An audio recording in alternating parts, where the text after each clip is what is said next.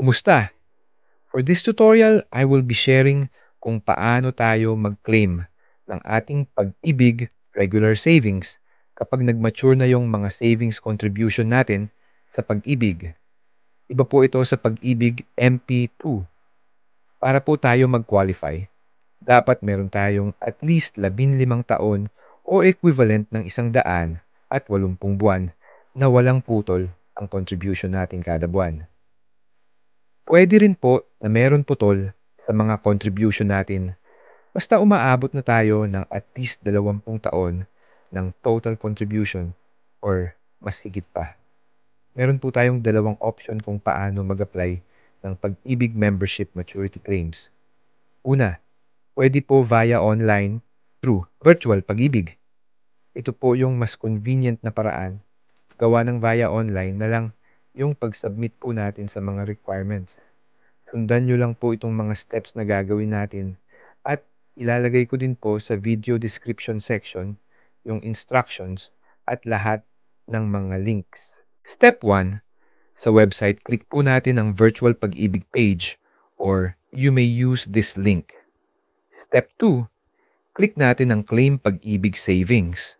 Sa steps number 3, select natin ang Regular Savings Maturity option. Check lang yung data privacy to proceed. Step 4, lahat ng instructions makikita natin sa pahina. Make sure to prepare sa lahat ng mga requirements bago po tayo mag-proceed. 1. Latest version, Claim Application Form. I-download lang ang PDF form at fill upon. 2 validong ID, photocopy or scanned copy ng isang validong ID. Sa steps number 3, cash card. Ito po yung Pag-ibig Loyalty Card Plus natin. Dito kasi papasok yung amount na makukuha natin from Pag-ibig.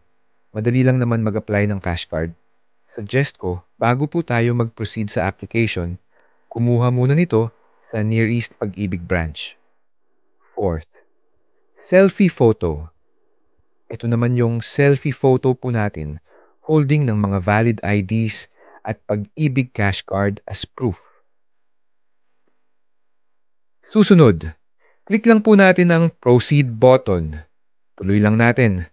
Enter po natin ang ating membership ID number at click natin ang Validate button. After mag-validation using ng membership ID number natin, mag-notify si Pag-ibig kung eligible po tayo mag-claim sa ating Pag-ibig savings.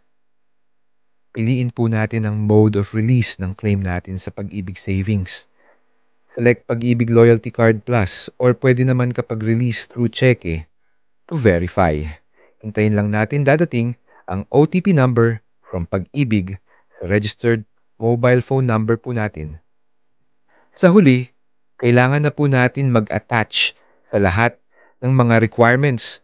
Una is yung application form. Pangalawa naman, ang valid ID.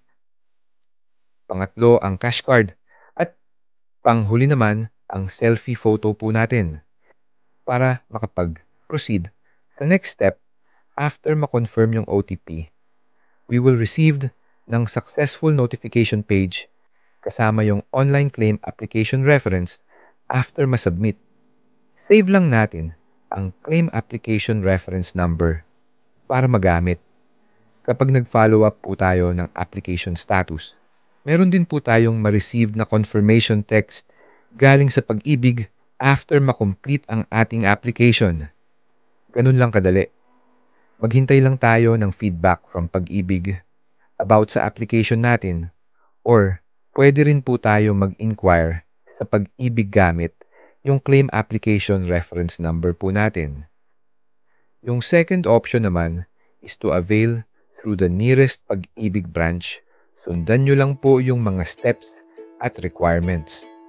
Para sa karagdagan katanungan, pakisulat sa comment section para pag-usapan natin. Mag-like and subscribe para maging updated tayo. Maraming salamat.